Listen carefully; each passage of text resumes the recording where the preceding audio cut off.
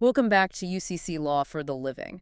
Think of this as your guide to understanding the sort of fine print of life, hmm the stuff that's often just implied. Yeah, the things we often don't even realize we're agreeing to. Exactly. So today we're doing a deep dive into how your awareness, your conscious choices really shape your world, especially, in the commercial arena. hmm It's a bit like knowing what you're signing up for before you swipe that credit card, but, well, much bigger picture. That's a great way to put it, because so many of our daily interactions, they operate on these unspoken understandings, don't they? They really do. So our goal today, really, to bring those hidden agreements out into the open, give you, the listener, more control. We'll be digging into the Avari Solutions educational album mainly, Okay. and then bring in some related ideas from folks like George Mercier on invisible contracts, plus some core principles about sovereignty and freedom. All right, sounds good. Let's jump straight into that Avari Solutions material then. Starting with UCC 1308. It sounds technical, maybe? It can sound that way, yeah. Yeah. But it's really just a way of stating your position clearly, fundamentally. Okay, so imagine you're renting an apartment, right? You sign your lease, you pay your rent, you're not on the hook for your neighbor's rent. Exactly. You're not responsible for their obligations. UCC 1308 is kind of like saying, on a broader scale, look, I'm only responsible for what I consciously agree to. Got it. And Avari Solutions has a key declaration for this. They do. It goes something like, I am not the surety for another's obligation. I am not the fictional construct.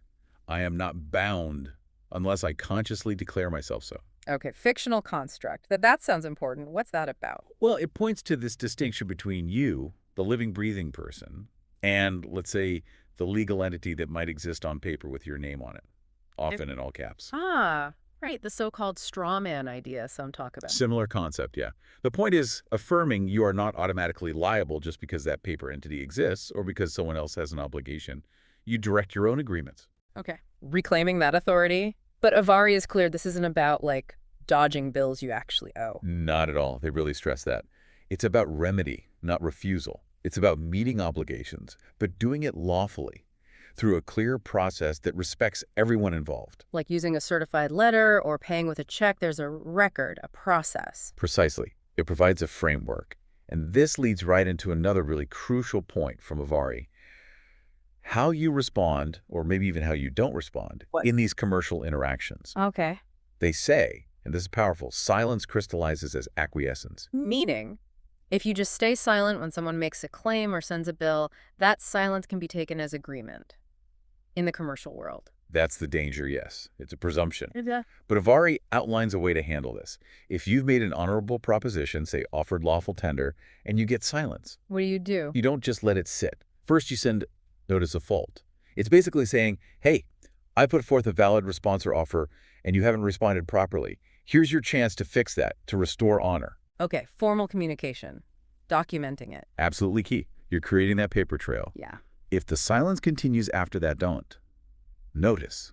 Then what? Then comes the certificate of default. This Yeah. formally records their failure to respond, their default. Yeah. And ultimately, this documented process can lead to closing the matter. Wow. So silence isn't just nothing? Yeah. It has consequences. Huge consequences in commerce. It's all about process and documentation. Dishonor their process, and you risk forfeiture. Hmm. Honor your process, document their dishonor. Well, that changes things. Which brings us back to you acting as what did Avari call it, a sovereign being in this commercial space. Right. You're not just passively being acted upon. Yeah. You're engaging consciously, using the established rules, the commercial forum, for resolution, like using the right currency in the right country. Makes sense. You're playing by the rules, but making sure the other side does too. Exactly. And when they don't, when they embrace silence or dishonor the process, your meticulous documentation becomes, well, the evidence of their default. Avari talks about this almost like a sacred documentation of dishonor. It's a very different way of thinking about disputes than just arguing, isn't it? Completely. It's about procedure, honor, and default within a specific framework, not just opinions or emotions. And this idea of responding or not responding has deep roots. How so? Well, think about legal history. Roman law, English common law, now the UCC. How you respond when accused or presented with a claim, whether you speak, speak incorrectly, or stay silent has always been critical in determining obligation and authority. So this isn't some new invention. It's tapping into long-standing principles. Very much so. Now, Avari also gets practical about alleged debts. They say go beyond just asking how much. Right. You mentioned verification earlier. What specific things should you ask for? Okay, so beyond the amount, you want verification of some key things. One, does the collector actually have the legal right, the standing, to collect this debt? Okay. Like prove you're allowed to ask me for this. Exactly. Two, show me the complete chain of assignment. How did this debt get from the original creditor all the way to you? Every single step. The paper trail again? Mm-hmm. Three, where's the original signed agreement? The contract I supposedly signed. The actual proof of the agreement. Yes. And four, can you prove that all the terms were properly disclosed to me up front? Was it a fully transparent agreement? Those are some serious questions, much more than just send me a bill. Absolutely. It challenges the very foundation of their claim. Think of it like buying a house. You want the deed, the title history, everything clear. Same principle. And what about new agreements, like getting a new phone plan or a loan? Same core idea. Conscious engagement.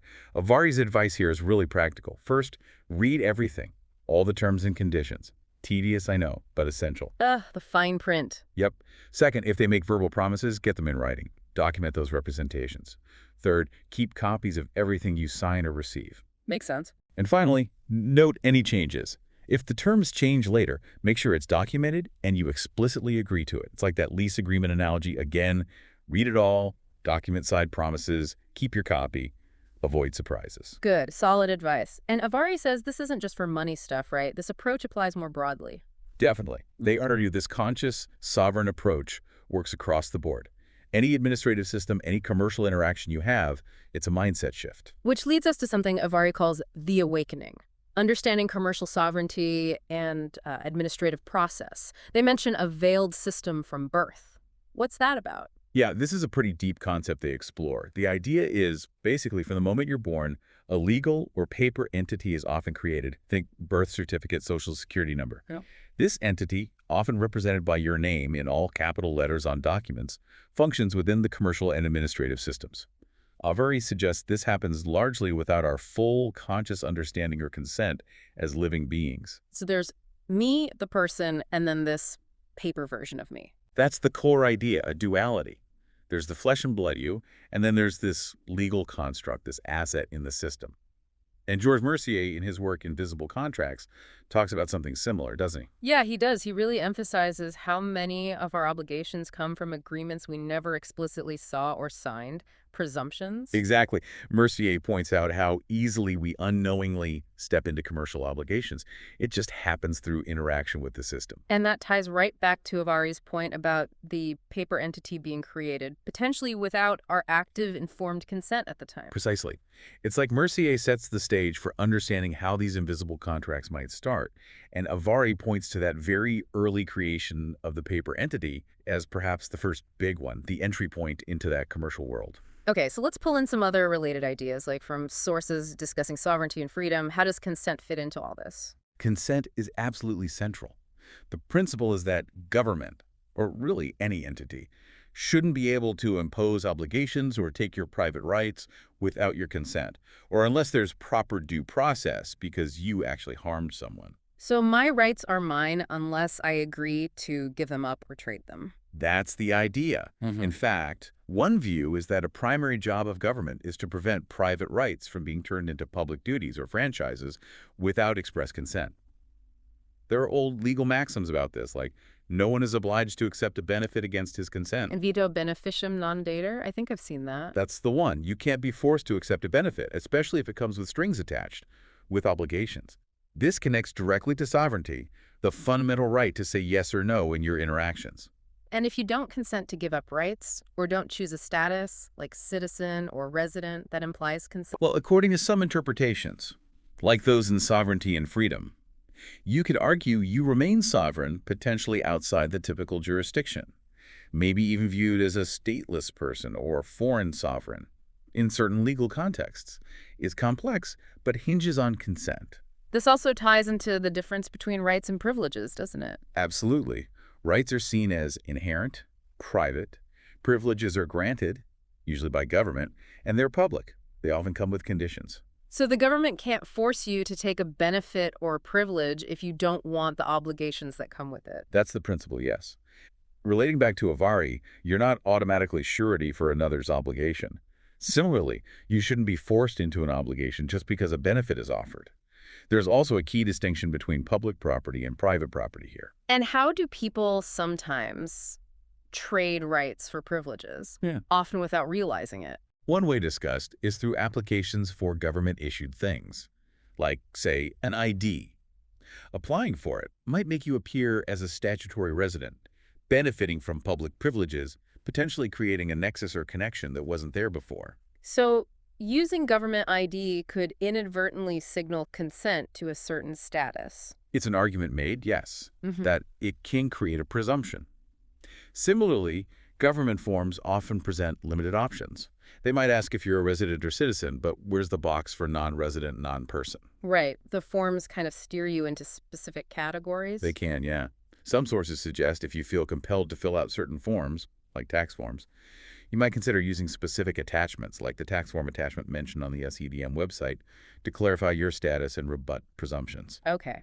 And this leads into the whole trade or business thing with taxes too, right? How does that fit? Well, that's a whole deep dive in itself, but briefly, the argument is that participating in activities defined as a trade or business under the tax code is often treated as engaging in a federal franchise, a privilege.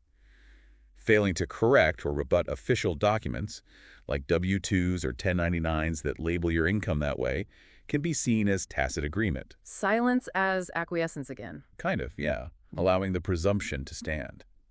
It's also worth noting the specific definition of United States in the tax code often refers geographically to D.C. and the territories, or sometimes the states collectively in a specific context. It's not always just the whole country in every statute. Which connects to the idea of domicile, where you legally reside, can have big implications. Huge.